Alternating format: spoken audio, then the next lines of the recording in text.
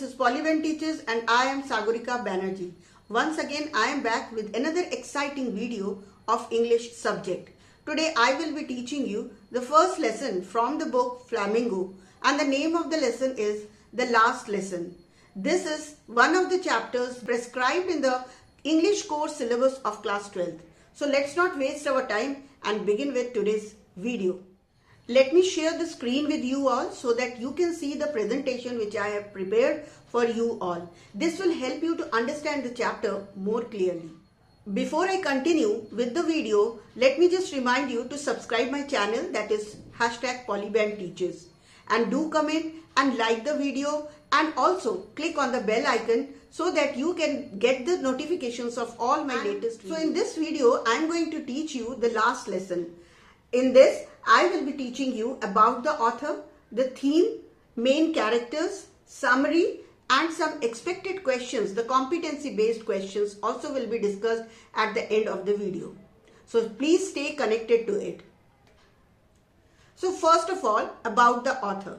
So the author of this chapter was Alphonse Daudet. So Alphonse Daudet, 1840 to 1897, was a French short story writer and novelist. 1840 से लेकर 1897 तक Alphons dot उस जमाने के एक French short story writer और novelist माने जाते थे. He is now remembered chiefly as the author of sentimental tales of provincial life in the south of France. और आज भी उन्हें sentimental tales लिखने के लिए जाना जाता है. He portrayed human emotions in a very realistic manner. उनकी लेखनी में, उनकी राइटिंग्स में ह्यूमन इमोशंस बहुत ही अच्छे ढंग से पोर्ट्रे किया गया है. His chief works are Sappho, Le Petit, Chose, In the Land of Pain, and The Last Lesson. So if I tell you about the theme, this chapter is about related to a multiple themes. यानी कि कई सारे themes है इस chapter में बताने के लिए. First of all is it relates to culture and language. इस चैप्टर में कल्चर और लैंग्वेज के बारे में कई सारी चीजें बताई गई हैं. Dominance of the imperial and colonial power. Imperial और कॉलोनियल पावर का क्या डोमिनेंस था, क्या पावरफुल स्टेट था, ये बताया गया है. Lust for ruling the world influencing culture and identities. पूरी दुनिया में एक रूल करने की जो एक चाहत होती है वो बताई गई है, और वो भी किसी की कल्चर और आइडेंटिटी को इन्फ्लुएंस करने के जरिए तरीके से. And then linguistic chauvinism, यानी कि linguistic chauvinism is a word, is a term used when you feel that your language is better than in any other language in the world. तो आपका जो अपनी लैंग्वेज या मातृभाषा के प्रति जो प्यार है वो आपको ऐसा फील कराता है कि आपकी language is the best language and best one in the whole world. So that is called the linguistic chauvinism. वो भी बताया गया है. Language and asset more so in times of crisis. Language, हमारी जो लैंग्वेज है, हमारी जो मातृभाषा है, या हमारी जो अपनी लैंग्वेज है जो हमारी आइडेंटिटी बताती है, that how that helps us at the time of crisis. इस चैप्टर में यह भी बताया गया है कि क्राइसिस के टाइम किस तरीके से आपकी लैंग्वेज आपको हेल्प करती है.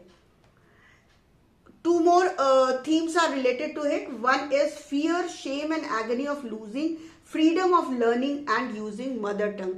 अगर आपसे कोई जबरदस्ती आपकी मदर टंग या आपकी लैंग्वेज बोलने से मना करता है तो उस समय जो आपको फील होता है, एक डर, एक फीलिंग ऑफ शेम, एक गुस्सा, agony, that is very well portrayed in this chapter.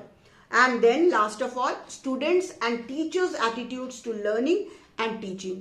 Learning और टीचिंग के प्रति बच्चों का क्या एटीट्यूड और एक टीचर का क्या एटीट्यूड है, that is also very well portrayed in this chapter. Now coming towards the main characters of this lesson. So the last lesson is basically a story of a young boy who is not willing to go to school, doesn't like to study, and the name of that boy is Franz. So Franz एक young school boy है in French region of Alsace and Lorraine in the 19th century.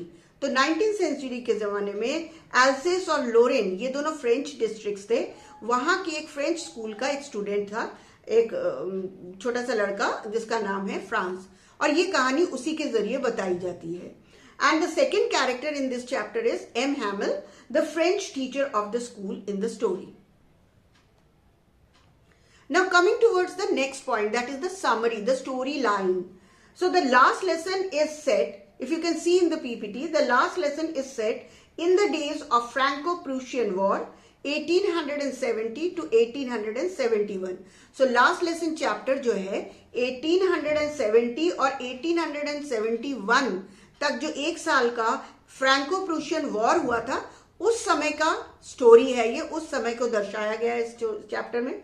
The Prussian forces under Bismarck attacked and captured France. तो Prussian forces ने France पर attack किया था और France के कुछ डिस्ट्रिक्ट को अपने अधीन कर लिया था. फ्रैंको प्रूशियन वॉर, ये था क्या?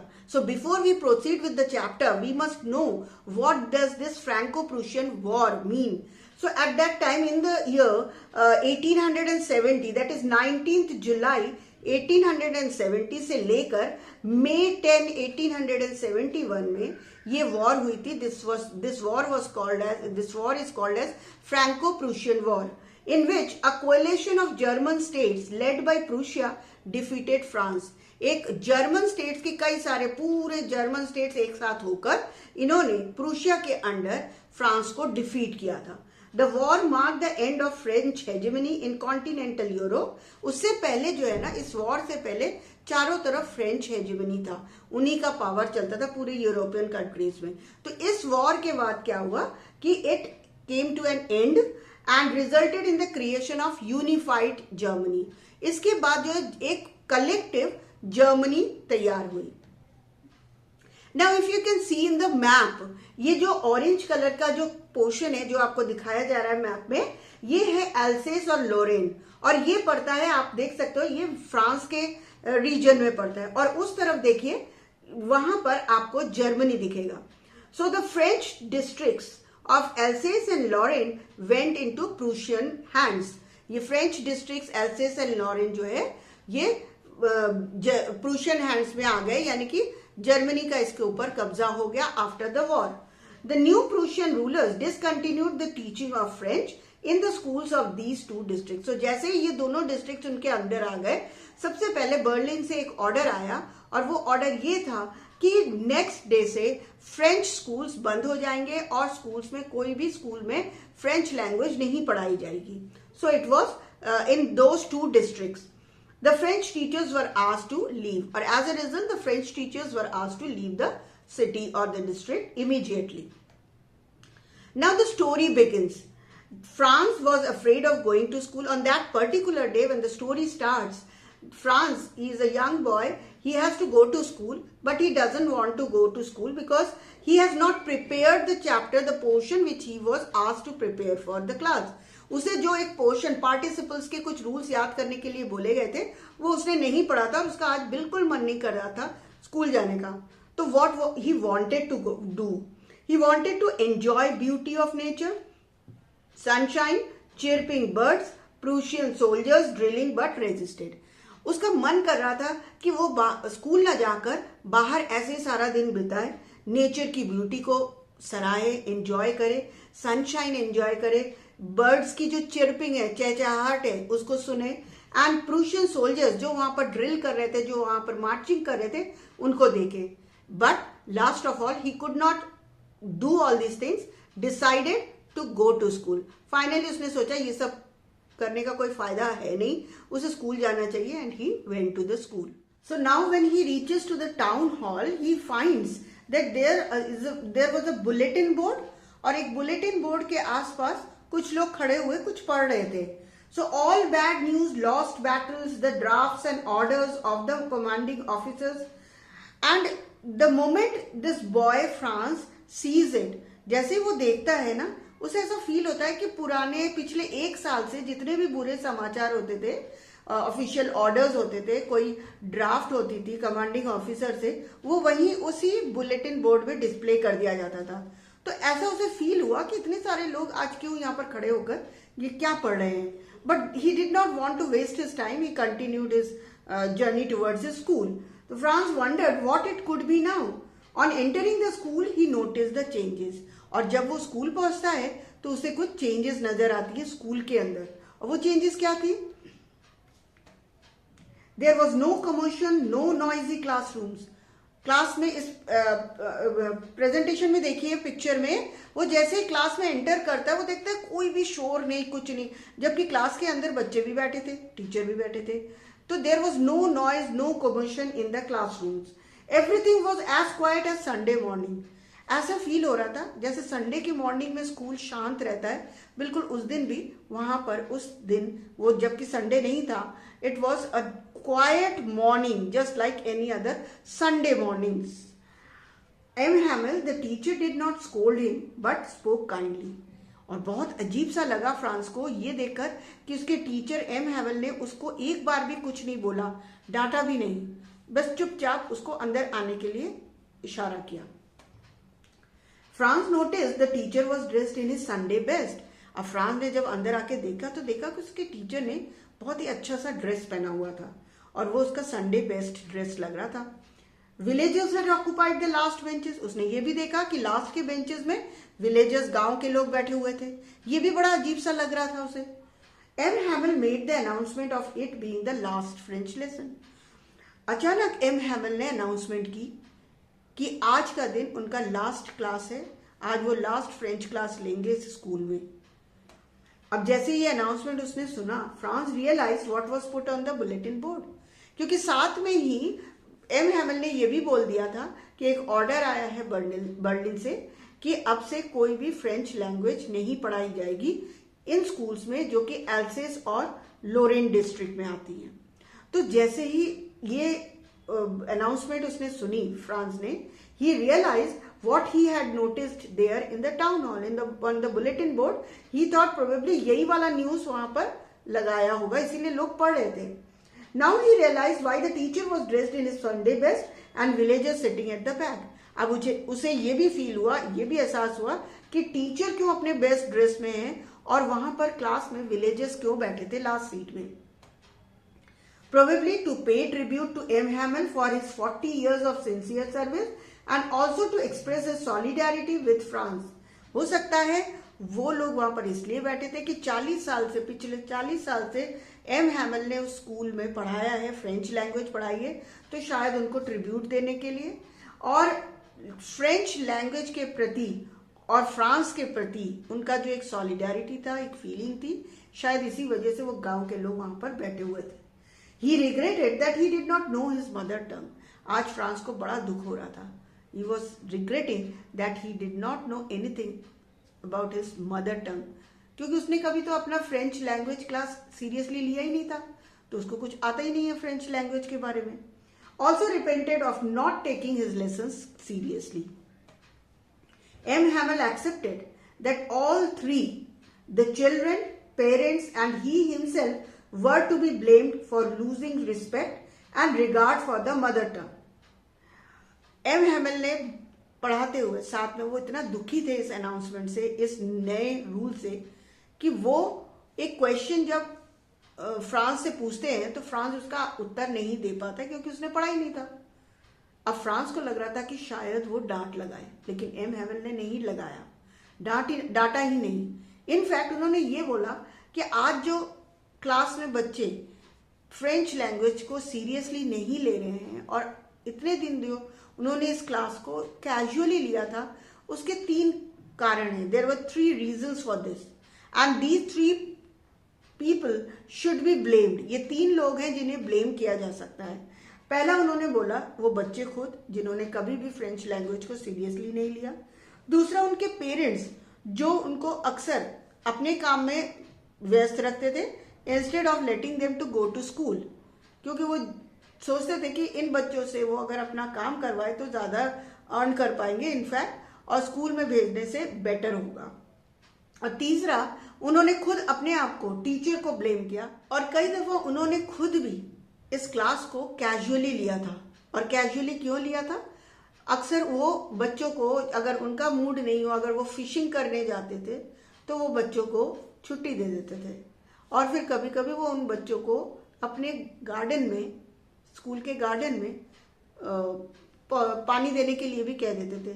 तो इस तरीके से उन्होंने खुद भी कभी कभी फ्रेंच क्लास को कैजुअली लिया था, टेकन फॉर ग्रांटेड लिया था. He said them to always keep the mother tongue close to their heart as it was the key to the prison of slavery. साथ में एम हैमिल ने एक और बात बताई कि हमेशा उन बच्चों को अपना लैंग्वेज, फ्रेंच लैंग्वेज को सीखना चाहिए और जानना चाहिए, क्योंकि अपना मदर टंग एक ऐसा लैंग्वेज होता है जो आपको स्लेवरी से बाहर निकालने में हेल्प करता है. It is a key to the prison of slavery.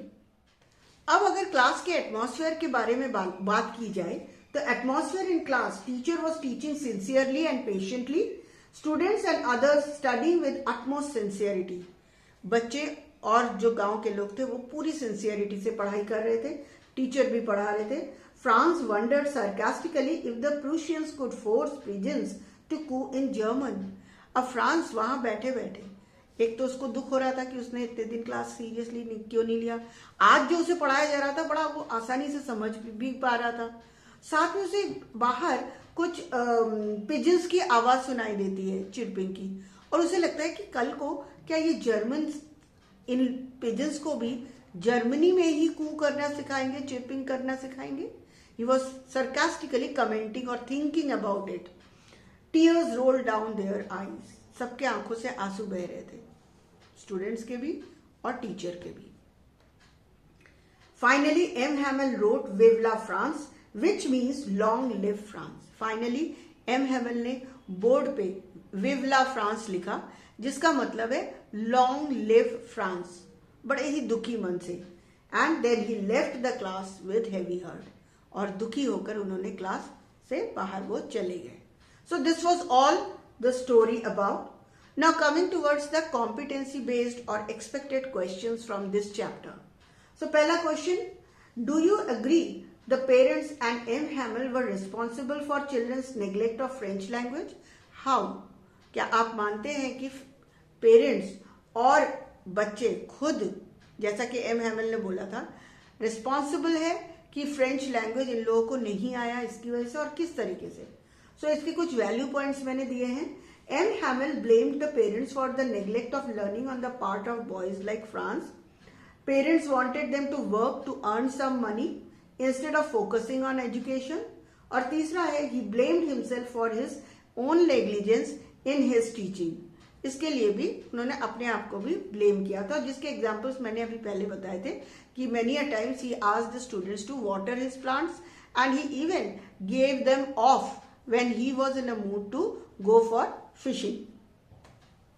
Second question, do you think that mother tongue is important to a person? क्या आपको लगता है मदर टंग किसी व्यक्ति के लिए इम्पोर्टेंट है? Express M Hamel's opinion about it. Now, according to M. Hamel, value points में मैंने दिया है M. Hamel, even if people are enslaved, their mother tongue can act like a key to a prison. So M. Hamel ने ये बहुत अच्छे से clearly बताया था कि अगर कोई व्यक्ति प्रिजन में भी है ना, तो उसका जो अपना मदर टंग है ना, वो उसे हेल्प करता है उस जेल से, उस प्रिजन से बाहर आने के लिए. It's a key to prison. Then he believed that French was the most beautiful and logical language in the world. यहाँ पर linguistic chauvinism आता है. वो मानते हैं कि फ्रेंच लैंग्वेज दुनिया में सबसे ब्यूटीफुल और अच्छा लैंग्वेज है, लॉजिकल लैंग्वेज है. He was sad that his countrymen had never given it more importance. और वो दुखी भी थे कि उनके देश के लोगों ने फ्रेंच लैंग्वेज को ज्यादा इंपॉर्टेंस नहीं दिया. Now, if I talk about the MCQ types of questions, I have given one example also. Like these lines are taken from the book Poor Man. It was in honor of this last lesson that he had put on his fine Sunday clothes. And now I understood why the old men of the village were sitting there in the back of the room. It was because they were sorry too that they had not gone to school more. It was their way of thanking our master for his 40 years of faithful service and of showing their respect for the country that was theirs no more. So these are the lines taken from the book. Now coming towards the question. अगर मैं question में आऊं, so why does the narrator refer to M. Hamel as poor man? Narrator ने M. Hamel को poor man क्यों refer किया है? So reasons दिए हैं.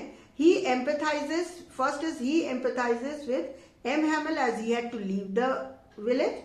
He believes that M. Hamel's fine Sunday clothes clearly reflected that he was not rich. He feels sorry for M. Hamel as it was his last French lesson, and he thinks that M. Hamel's patriotism and sense of duty resulted in his poverty. So the correct answer is this, the C option. Now coming towards the next question. Which of the following idioms might describe the villager's act of attending the last lesson most accurately? ये idioms है too good to miss, too little too late, too many cooks spoil the broth, and the last one is too cool for school. So yes, the second option is the correct answer. Third question is choose the option that might raise a question about M. Hamel's faithful service. First option is when Franz came late, M. Hamel told him that he was about to begin class without him. Franz mentioned how cranky M. Hamel was and his great ruler rapping on the table. C option is M. Hamel often sent students to water his flowers and gave a holiday when he wanted to go fishing.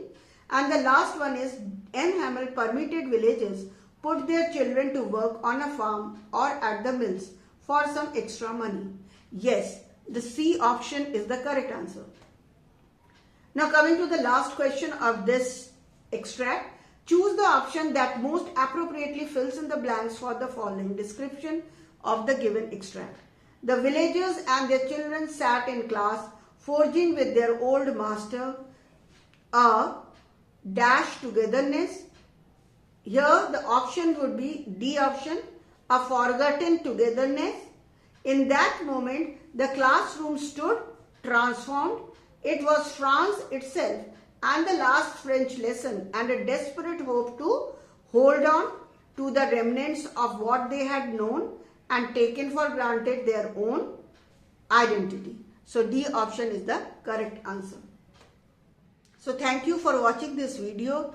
I hope I was able to make you understand the whole chapter. शायद पूरा chapter clearly आपको समझ में आ गया होगा, और अगर नहीं समझ में आया तो दोबारा खोल कर देख लीजिएगा, अच्छे से समझिएगा चैप्टर को और उसके अकॉर्डिंगली आप प्रिपेयर करिएगा for the exam. So that's all for today. If you like this video, please like, share and comment on this video, and do subscribe, and please click on the bell icon so that you get the notifications of all my latest videos. Till I bring more videos, bye bye.